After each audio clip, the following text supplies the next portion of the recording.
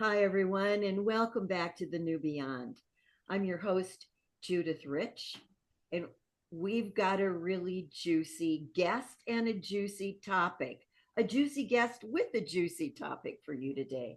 My guest is Eiji Morishita, and our topic is manifesting magic and miracles. So, if you want to learn how to become more effective at manifesting, pretty much anything in your life, I've got the perfect episode for you today. Let me tell you about Eiji.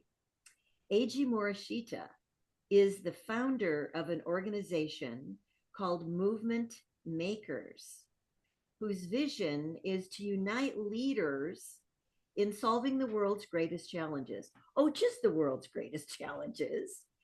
Also, in supporting them to catalyze movements. So, if you're thinking about wanting to start a movement, AG is your person. And he offers expert guidance to change makers. Now, listen to this. This is fascinating. AG's family, the Morishita family, played a role in the popularizing, if that's a word, in the popularity of sushi across North America. Yes, sushi. His family built the second sushi restaurant in the US. And he also was instrumental in the beginning of the Hug It Forward movement, which you're going to hear about, which led to the creation of over 130 what are called bottle schools. You're going to learn about that, which are built in Guatemala. Since 2014, AG has been advising and mentoring entrepreneurs and professionals to start and grow their movements. He's a genius at building profitable speaking, training, and coaching businesses and mentoring thousands of coaches in his career. He realized that many change makers needed sustainable income, time, and freedom before they could make their biggest impact in the world. AG is passionate about embodied leadership and bringing a informed approach to leadership and training. AG, welcome to the New Beyond. I'm delighted to have you with us. Yeah, thank you, Judith. I'm so grateful and honored to be here. And we're going to have a great episode, great show. I can just feel it. Oh, I know we are too. I've been studying your website, Movement Makers, and reading about you and your family. I don't even know where to jump in, but I'm so curious about, I love sushi. I'm so curious about your family's involvement in the creation or the making popular sushi in the US. Tell us about that. Yeah, well, absolutely. So my great grandparents moved over to the US before the Depression age and started our first restaurant in 1929. And then they went back to Japan during World War II to escape persecution and the internment camps. And when they came back in the 50s, what happened was it was like all movements, it doesn't happen from one person, it was a collaboration. We had a trading company uh, come to our family and another family to bring the sushi bar concept over to America. And in 1965, the first two sushi bars were created in Little Tokyo, Los Angeles, and we've been seeing it grow. And it kind of falls in line with my personal story. You know, I was born in 1974, and growing up, I always felt different. I was first born in my family, didn't speak English until I was five. Firstborn in the US. Yes, yes. Firstborn in my family in the US, and English is my second language, and came in and I always felt different because during my I could totally remember in fourth grade, there's a place called Cabrillo Beach in Southern California. They have grunion runs. Yeah. And so I was sitting alone on the street curb and wishing I had a brown paper bag and a peanut butter and jelly sandwich. But being part of a Japanese family, guess what? Guess what I brought to school? A bento box. And and the teachers loved it, but I felt so different. All I wanted to do is fit in. And through my journey, I felt different. I felt I was bullied. And, and then with my name, I put in it's AG, like the initials, but it's Japanese. That I was looking at, like when I went to college, I was seriously thinking about legally changing my name. It's like, what's a name that people can easily pronounce? And I was legally going to change my name to John, just to keep it simple, right?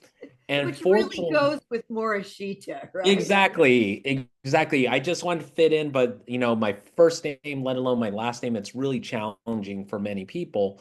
And I wanted to, get into business or be a professional. And then my college writing professor, he looked like a Obi-Wan Kenobi from Star Wars. He says, AG, before you go to DMV and change your name, why don't you do some research on what the name meant? And the EI, it's a Japanese symbol for England or English, thinking, oh, maybe it's like because being firstborn, but it also meant hero. It's the same symbol for hero. And Oh, then the JI is the JI pronounced G, like the Meiji dynasty or so. It means the power, governor, ruler, be an authority, but it also meant to heal. So so when I saw what it meant, like, oh, my name means healing hero, then a huge shift, a huge breakthrough happened where I felt, oh, I'm not different, I'm unique. yes. And because when I felt different, I felt separated and isolated. But when I owned my uniqueness, then I felt connected with everyone and celebrate for my uniqueness. And through my childhood wounds, I'm like my brain is psychologically wired to see the uniqueness in people because after that, I went into student leadership at undergrad at Berkeley. I ended up becoming president of the Student Cooperative Housing Association with 1,250 students, 19 houses, 3 apartment complexes. So I had a board member, it was student run, student owned, and then went into leadership in all these other pieces. But that's one of the key things that I learned is really about the uniqueness piece. And so now, when I went to college and as I got older, there's a saying like, if you ever been ridiculed as a child early, if you live long enough, what used to be not cool becomes super cool. Like sushi, I was ridiculed with other kids. Ooh, that's not food, that's fish bait. In the 80s, they thought of it as fish bait, right? It's Yeah. like now it's like, oh, you got sushi? You're the cool kid.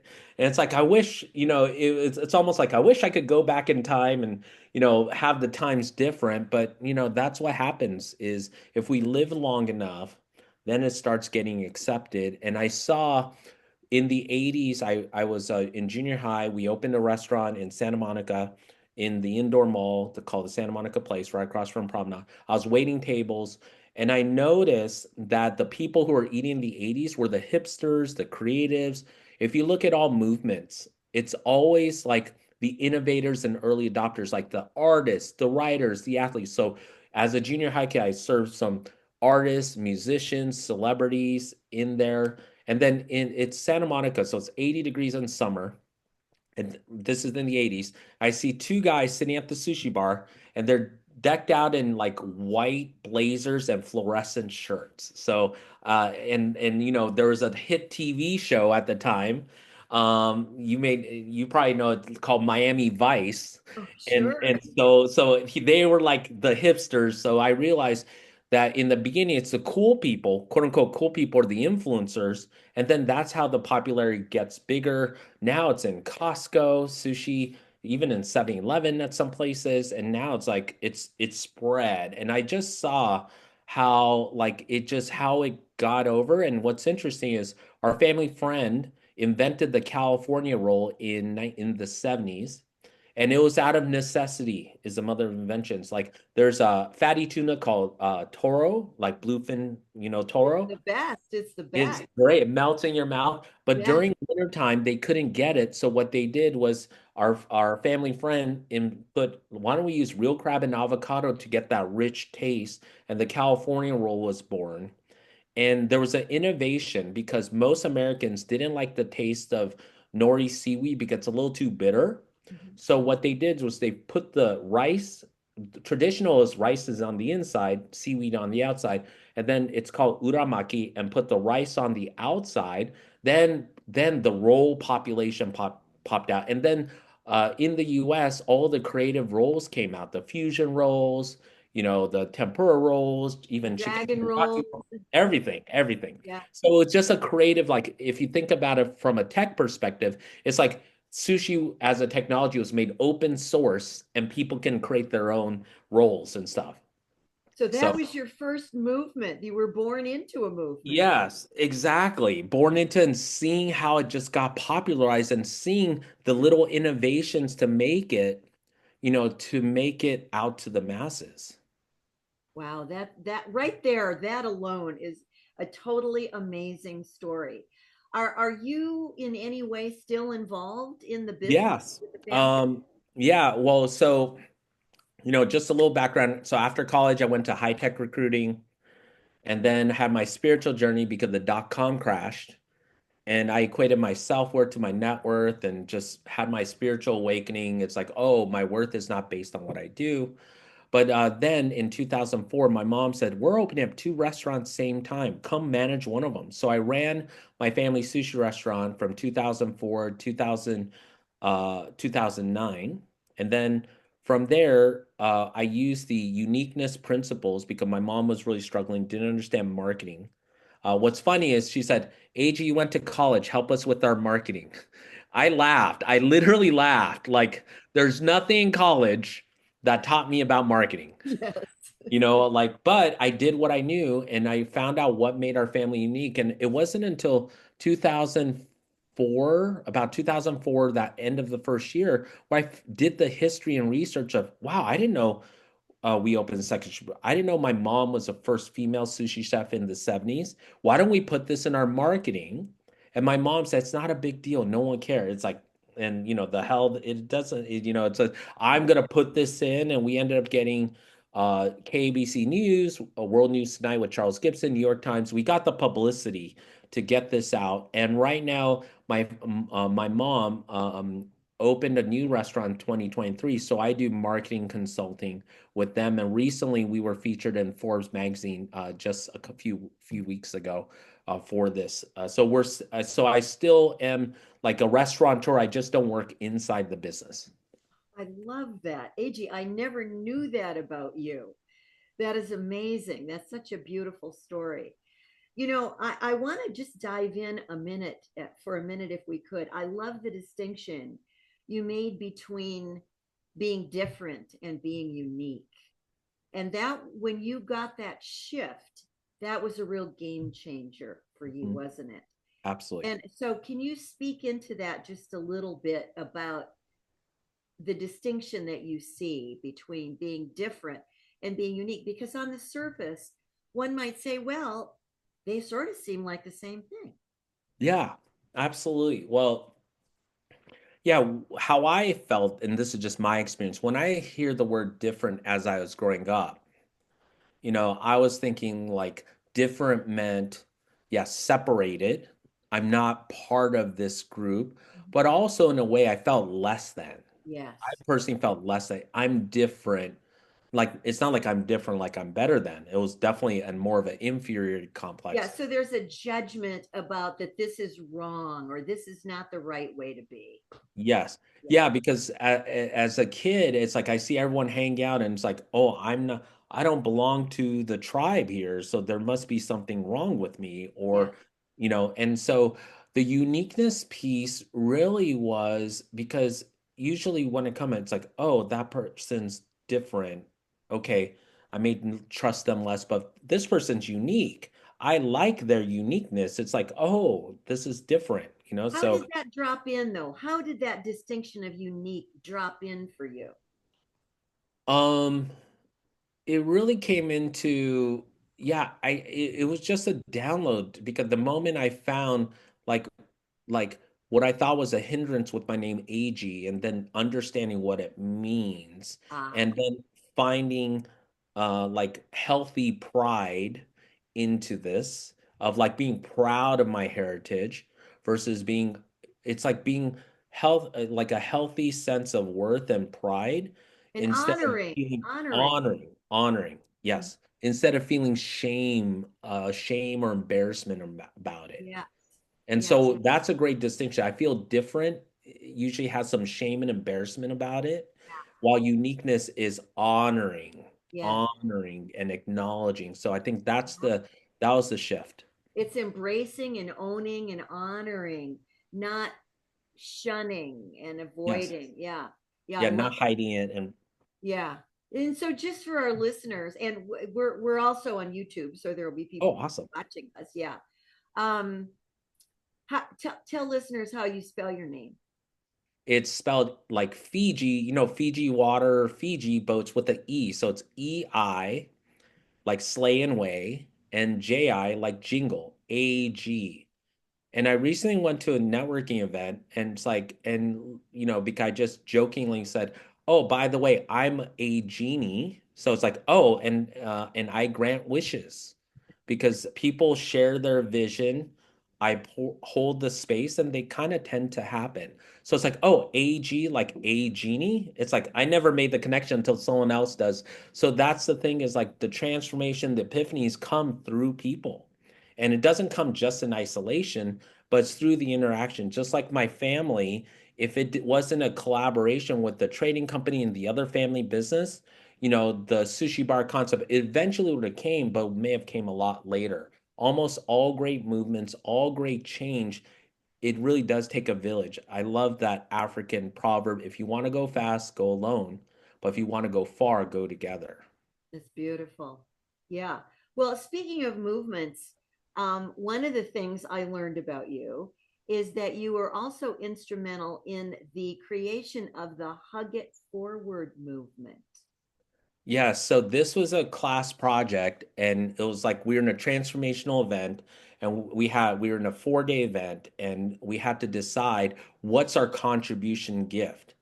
And one person came in, and one person had a vision and shared this YouTube video, and you may remember it, where it was a man in Europe with a free hug sign, and Hmm. you saw it and it's like we were so inspired, and it's like, and his vision was, let's give out hugs in San Diego. I said, we're in. And we had professionals around. One person said, I'm going to create the website. Great. We'll set up the PayPal for donations.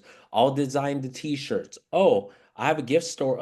I'm connected to the local news. So we did this within 3 days. We created the website. We went out to Mission Beach and had free hugs t-shirts. And we started giving out hugs in Mission Beach and started getting donations.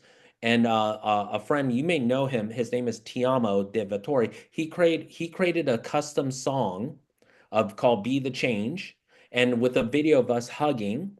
And we were so blown away by what a small group of committed individuals, 40 of us, did it when we pulled our resources together and did it. And then a core team developed. Out of the 40, it's 8 people went to Europe and gave out hugs in Europe. Then they said, let's go to Central America. And they went to Guatemala. And they went to Guatemala and they saw, I call it God or divine plan, God's greater plan, and saw the streets littered in unrecyclable trash. So someone had the crazy idea, super crazy idea. Let's take let's take the trash and put them in these unrecyclable bottles, plastic bottles, and build schools out of them. Now, Judith, I know you and I, that would be our first thought, right? Isn't that what we would naturally think? It's like that's like the genius idea is like, making the connection between two seemingly unrelated things like peanut butter and chocolate and putting it together. Yeah. But I would have never guessed a million years. And then they said, let's put them in and then put chicken wire, adobe, and then the first bottle school was built. And through the donations, over 100 schools have been built in Guatemala because the kids need a place to sleep and study and all this, just because one person had the vision to just give out hugs in San Diego, and then the bigger vision unfolds and unfolds and unfolds. And those bottles in the chicken wire are known as eco bricks, right? Yes, absolutely. You 100%. built these schools out of these eco bricks using, I think I read that you use traditional steel for the beams, but the Mhm. eco bricks became the walls, and then Yes. they were covered with layers of cement on the outside. Yes. Absolutely. Brilliant. It's the most brilliant repurposing I've ever seen. It solves two problems, at one time. It what it brings forward for me right now is how inventive human being is going to need to become in this changing world as rapidly as everything is changing, with supply chains being interrupted, with tariffs being imposed and things Mhm. becoming more expensive all the way around, building materials and things like that. What if this is actually forcing us? I'm getting chills while I even think about Mm. it. What if this is actually forcing us to become creative, inventive, and innovative and use?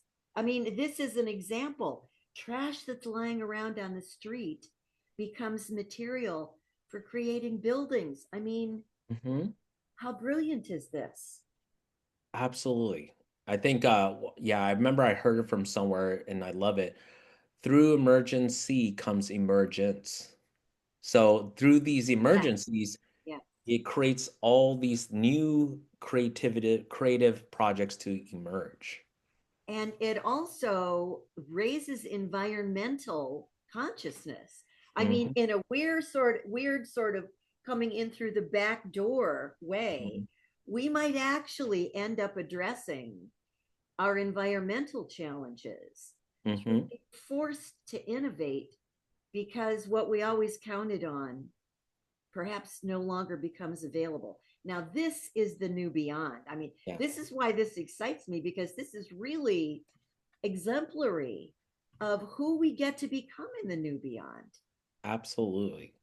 Absolutely. I truly believe like there's this grand design that's beyond my level of consciousness that's working behind the scenes. And all I have to do is follow the oomph and the guidance without knowing how it's all going to play out. Well, now, so there are a couple there in looking at your movement makers website, movementmakers.org, Mm-hmm. listeners, go to this website. There are wonderful pictures and stories about the movements that have been created. I see there's Students Against Gun Violence. Mm-hmm. There's What's Fridays for the Future. Oh, that was from Greta Thunberg, and she won, Time Person of the Year. She may have won the Nobel Peace Prize. I'm not sure, but she's a student on this. She's a student in Europe, and just said, you know what, I want to rally students to take a stand regarding climate change. And so she organized on Fridays students to have peaceful protests or peaceful rallies for climate change. And then it became a movement where other schools and well, global movement where students are, it's Fridays for the Future. So it's a huge student rally regarding like, making a positive difference and impact regarding climate change. And you were acting in But the role of, these are the global. I was not a part of these things. I wanted to share like and highlight movements that are already happening, okay, and so I wasn't directly involved okay. with them personally, but it is there's a global movement of movements where we're all called to. We can't rely on someone or a government or so to fix our problems. If it's to be, it's up to me and it's up to we for Yeah. us to create it. But there's been major shifts, and I love how, people see a problem and they get together. I don't know if you ever heard of Dads on Duty. There was a school in the South that they had tons of fights, and the police were called in like almost every day. So group of dads came together and said, "Hey, let's stop this."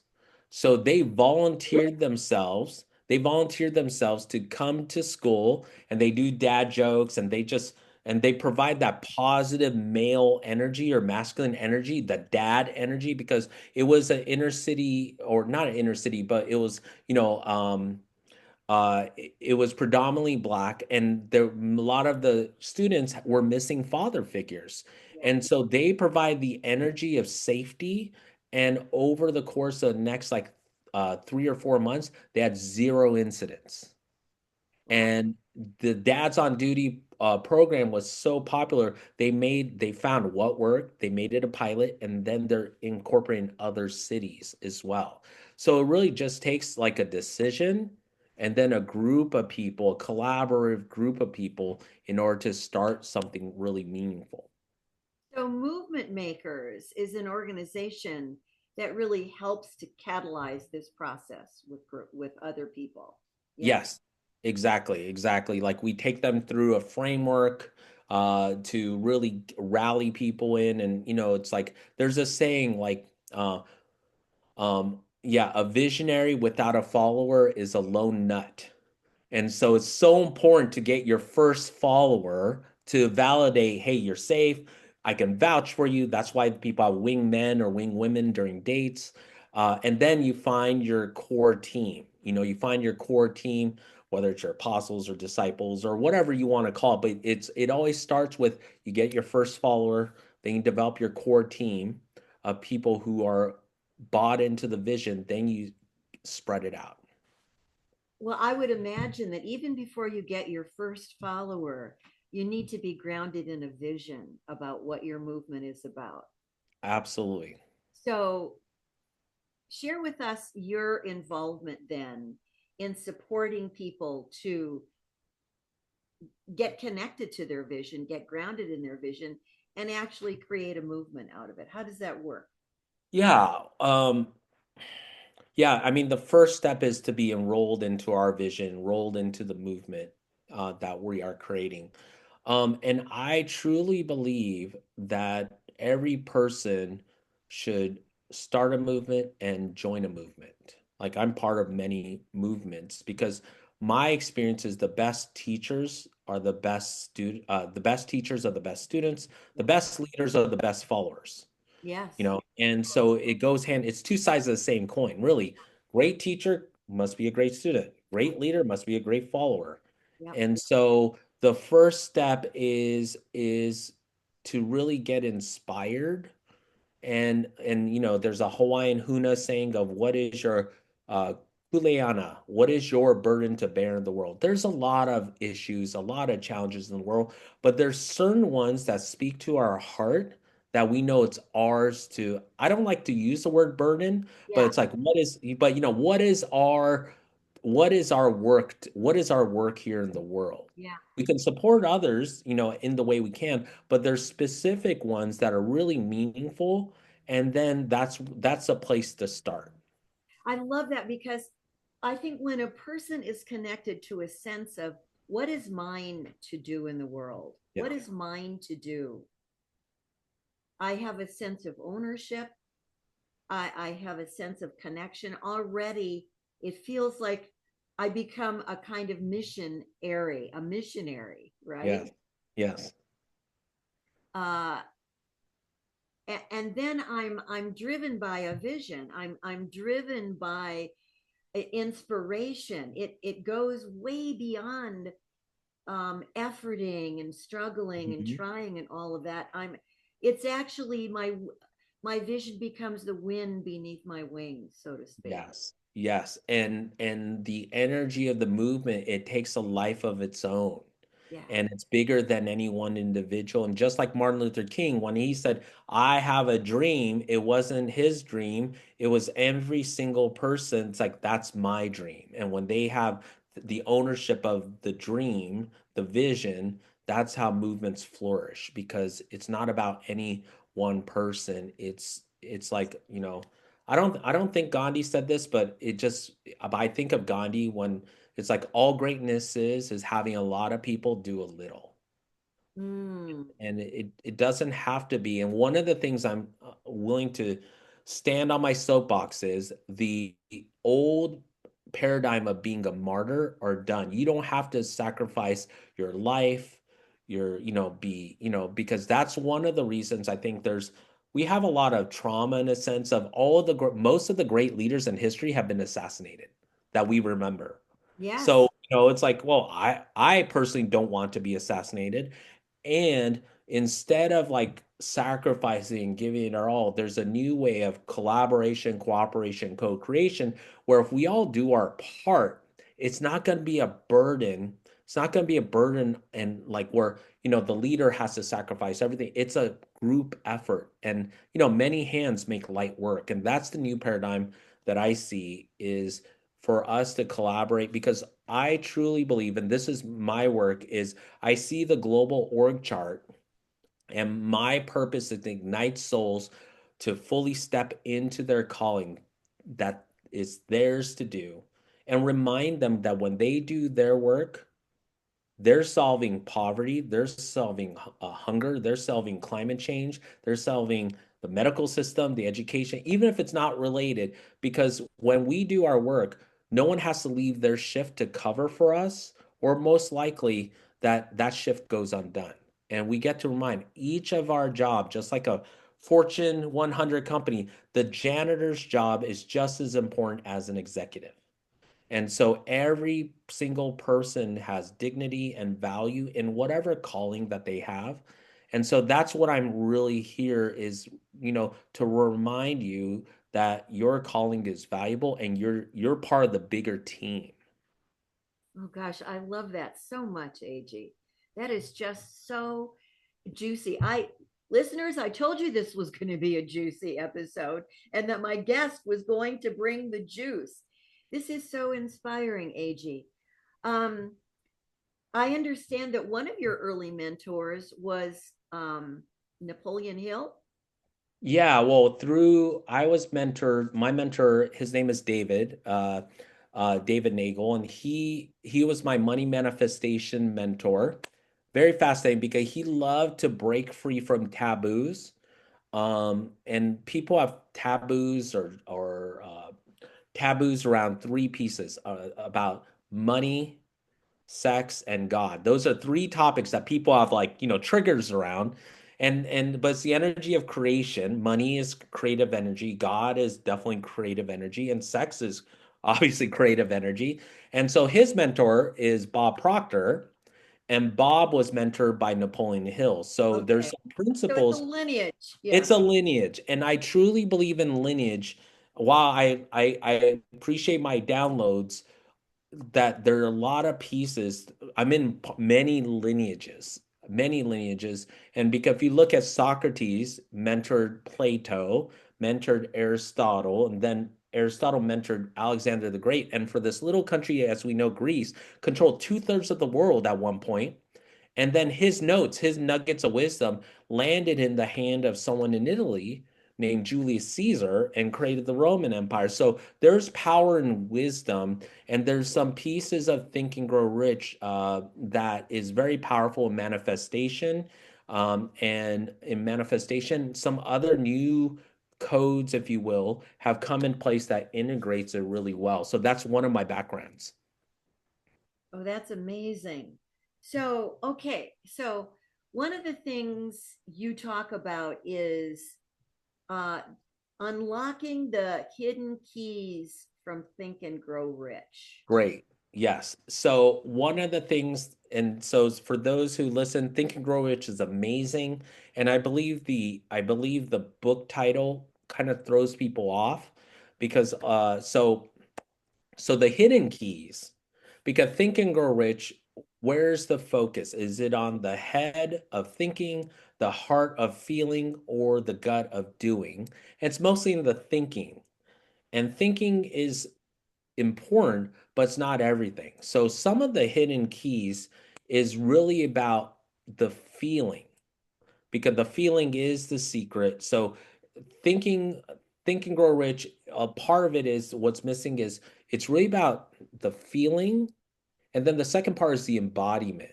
Because if I go and say, I am rich, I am wealthy, but my body says, no, you're not, or my head, no, no, I don't feel it, you're lying to yourself. Actually, those affirmations can do you harm if your body doesn't believe it. So instead start feeling wealthy, start feeling it because, just like the brain doesn't know the difference between what's imagined and what's real. Mhm. And how you get to your brain is through feeling. And Mhm. your feeling is a direct portal to your unconscious, which is a portal to the divine.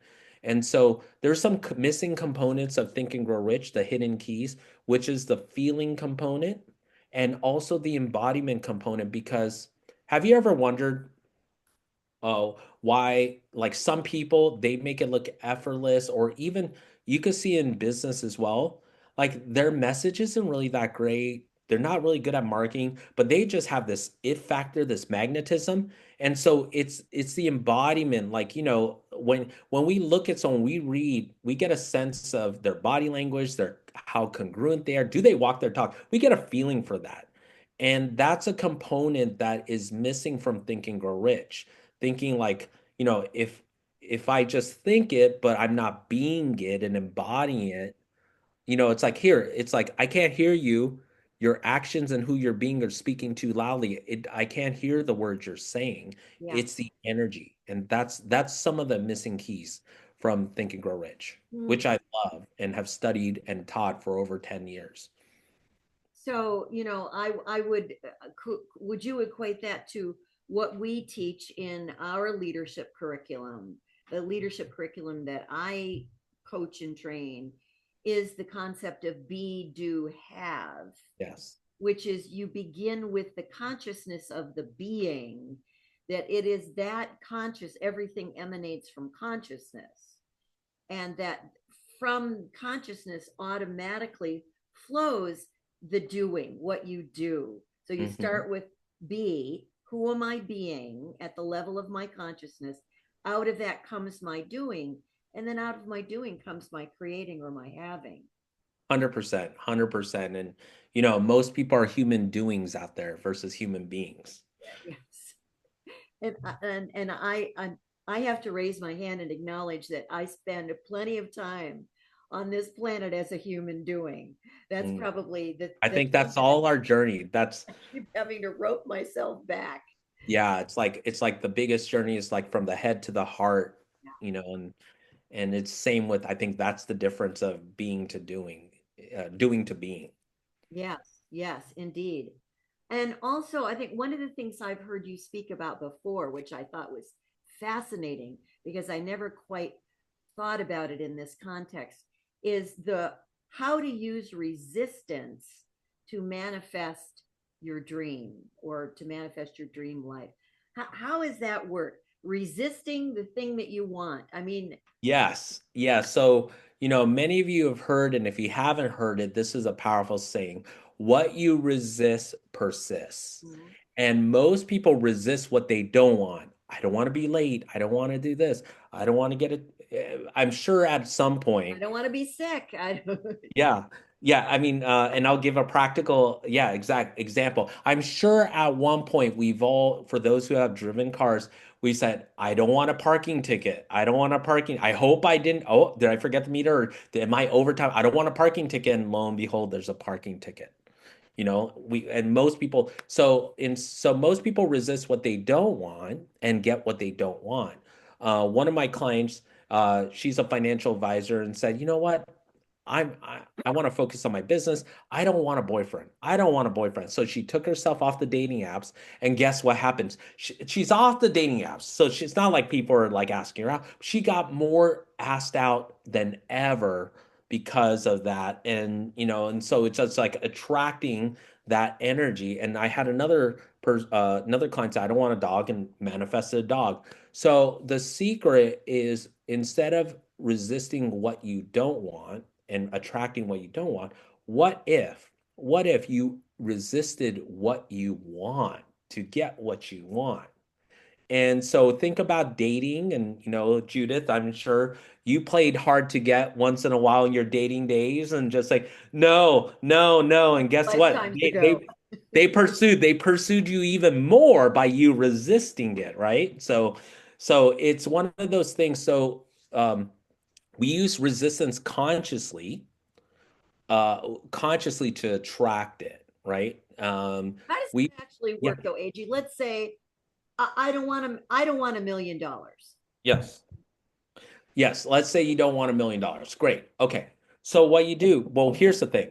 Part is you unconsciously attract it. So one tip is, and it's one of many exercises we teach in our manifestation process, is to feel the feelings before you go to bed. Your unconscious is most open. So you're in the state of wish fulfillment, like your wish is fulfilled and you feel the feelings already having before you go to bed. That's the training. But during the day, you go and say, I don't want $1 million and really mean it. Just, I don't want $1 million and just feel it. I don't want it. And what it happens is if it'll mess with your logical mind for Well, sure. because what if I really do want it, but I'm saying I don't want it and I'm But here's the thing. Yes, perfect. I'm glad you just said it because by you wanting it, you're actually repelling it. When you want something, you actually repel it. Mhm. So stop saying I want it or I need it because it actually repels it. So by saying you don't want it, you're actually breaking free of the attachment to it. Like I don't want it. So it's like, so it's that way you're free and you're attracting it to you. So because we think I really want this, it's kind of like dating. I really want a boyfriend or I really want a girlfriend and like that neediness of wanting Yeah, it's like it's not desire, it's actually lust. It's actually lust, like I really like yeah, needy wanting. And so just say, I don't want $1 million. And then when it comes to you, that's when you surrender and accept. Okay, okay, I accept. Like it's like, okay, I acquiesce, I surrender, I accept, I will receive the $1 million. I But just and connected. Yeah, I just connected some dots here. So what's that? Tell me I'm more. just having an aha here as you're speaking, AG, because I have taught if you need something, you can't have it Mm, because your neediness yes, is a block. yes. And so you cannot have that the actual thing cannot come to you if you're coming from need. It's Mm, only until you let go of needing it. And this is what I'm hearing you say. So I'm yes, just putting it, exactly. I'm reframing it into a paradigm Great. that yeah, I get it. Yeah. Yeah, So listeners, neediness you get that? repels. Yeah, and saying you want is the same as saying you need it. Yeah. So Yeah. that's the distinction. So let go of the wanting and the needing, and then you can attract it into your life. So that's 100%. Wow. Listeners, are you getting this? I mean, this is really powerful. Oh, I want to share this one example Yeah. physically because I truly believe in embodiment. So let's say you want to relax your body or relax your muscles, right? So, okay, so what do we do to relax our muscles? Okay, if I just say, go relax right now, go ahead and relax. Yeah. Okay, it's hard, right? So, okay, but instead, take a moment and squeeze your body and tense up, and now relax. Now relax. So you resisted. You got you instead you just went towards it. It's like I don't want to relax and squeeze. Then when you let go, you're more relaxed. Uh-huh. So that's similar in a physiological form of it's like, whoa, why would I tense up to relax? But actually, that's the secret. Is Yeah, like I get you it. what yeah, So you're intensifying the energy in the opposite direction. And yeah. when you release it, it's like there's a spring back. Yeah, it's like a rubber band on both Yeah. sides. Yes. Are you guys getting this? This is good, really good stuff. Really good stuff. Talk to us about how affirmations work. Yes. Well, yes, affirmations only work if you feel it. If you just say it without feeling it, it can actually do damage. So it can So, sabotage us. absolutely, 100%. So just saying I'm happy, I'm healthy, I'm wealthy, and you don't believe it, it's actually going to do you damage. So there's going to be, so part of it is it's really important to add in the feeling. But here's the thing is excitement can actually prevent us from getting what we want. Oh, And okay, unpack that for us. yes, excitement. Well, let me ask you, if a person is excited, are they living and having what they want? or are they living and not having what they want? Not having.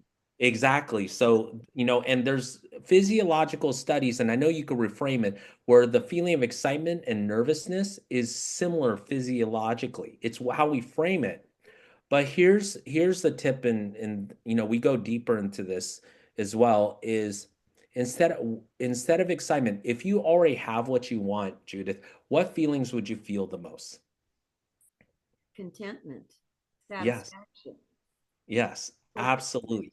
Here's a contentment, satisfaction, gratitude, and here's a often unforgotten one, but for achievers, anyone who achieved anything significant, here's a missing feeling is relief.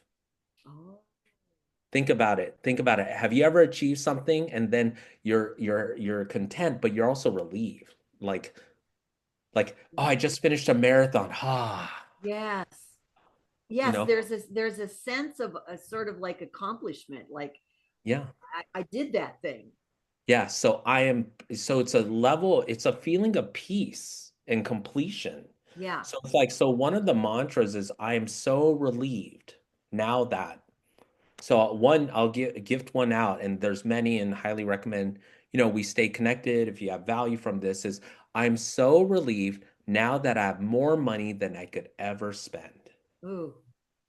Feel that on. Listeners, Try you it get on first. that? Try it on. Everyone try it on for size.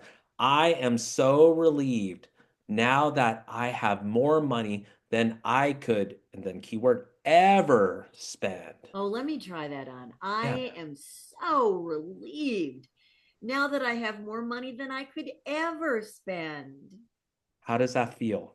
Woo, feel a lot of energy. Yeah, expansive, right? Yeah. Expansive. You're expanding your capacity to receive.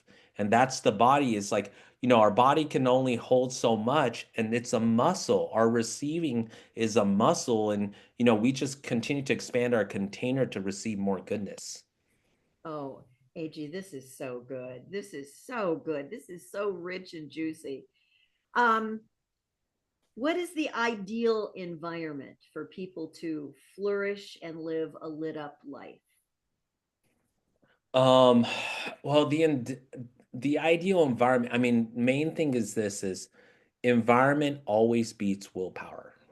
So it's like your environment always beats willpower is only short-lived. Like we can only use willpower we can't use willpower forever. And let's say for me, if I wanted to avoid eating sugar or flour, and if I have my cupboards filled with donuts and cakes and sweet stuff, I have to use willpower every time I look. So Yeah. if I just got rid of them, out of sight, out of mind, it's so much easier for me to be aligned with my vision when I don't have an option of something that could take me off track. Boy, am I right there. I am totally there, AG, because about 5 months ago, I stopped eating sugar, or I'm on a serious reduced carb. I've lost 20 pounds and have completely transformed the environment of my refrigerator and my pantry. It's just not there. And even at night, when some part of me wants just a little something Yes. sweet, just a little, and I'll go in and I'll be looking in the pantry, and there is nothing there. Yes. Yeah, and so take temptation away, huh? Exactly. That's one piece. Add more friction, add more obstacles to do things that are harmful for you or that things you don't want. So let's say you don't want to watch TV before you go to bed. Unplug the TV, hide the remote control, make it more difficult to do the things you don't want to do, Yeah. you don't choose to do, and make it easy. Let's say you want to drink more water. Well, have a bunch of different water bottles around to remind you, oh, I got to stay hydrated. And so one part is your physical environment. The second key component is your people environment. Studies have shown if you stand within 25 feet of a high performer, your productivity goes up 15%, 15%. But if you're within 25 feet of a low performer, productivity goes down 30%. So who you surround yourself with really makes a huge difference. So surround yourself with people who are on the same journey, who are upwardly mobile, so to inspire you, and you want to surround yourself and do the things that light you up. And there's a whole piece on, if it doesn't light you up and doesn't make you money, you get to delete or delegate it. If it doesn't light you up and it makes you money, you find a replacement. Train someone to do it for you.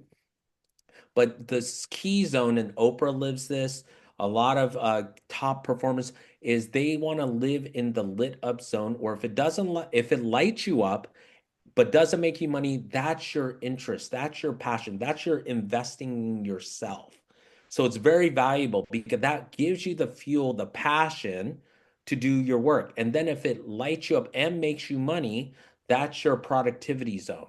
So my intention, and for everyone we work with as well, is how do we design a life where we're only in the lit up zone? Because when we're lit up, that's when enlightenment comes from being lit up. It's not heavy, it's light, and we lift people up and we inspire people, we breathe life into people, and we can transform people's lives just with our energy.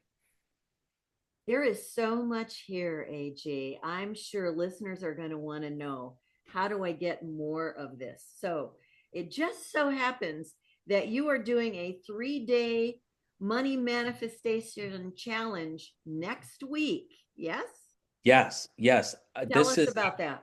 Yeah, I'm so lit up, literally lit up for this. This is the first time we're doing it, and I'm taking my almost 20 years of experience in money manifestation, universal principles, and we're teaching you how to breaking free from judgment, breaking free from imposter syndrome, to be able to breaking free from people pleasing, to start asking for what we want, to charge what we're worth. So we have a 3-day challenge, and it's done by myself and my partner, business partner, Jen Broyles, who leads these powerful manifestation breathwork exercises, where breathwork is not just about breathing, it's about reprogramming your body, because breath is life.